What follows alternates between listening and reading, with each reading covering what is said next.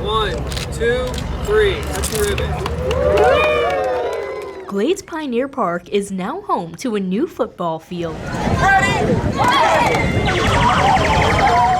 Thanks to a partnership between the Orange Bowl Foundation and Palm Beach County, officials and community members celebrated the legacy gift from the Orange Bowl Foundation at the opening ceremony of the Orange Bowl Field at Glades Pioneer Park in Belle Glade on Wednesday, December 19th. Great communities have great parks, and there's nothing better than this right now. The $3 million renovation of the existing football field includes a synthetic turf field and maintenance, an electronic scoreboard, fencing, walkways, and signage. It's like, wow, they did a remarkable job. They really outdid themselves. They should be very proud of what they did. Former NFL player and Belle Glade native Brad Banks attended the opening ceremony.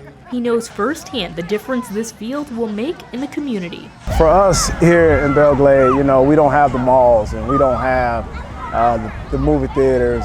So we find ways and other outlets to find things to do, and football is one of them. And what that does, it keeps us off the streets, and it keeps us, out of trouble, and it wears us down, and helps you get up and get to school and do what you got to do.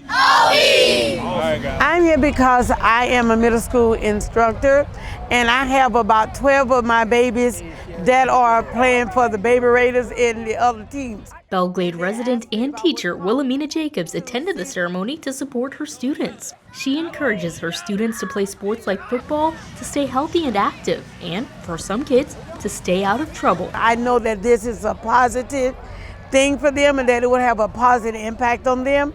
It would keep them off the street and definitely out of trouble, because they'll be using positive energy for a positive thing.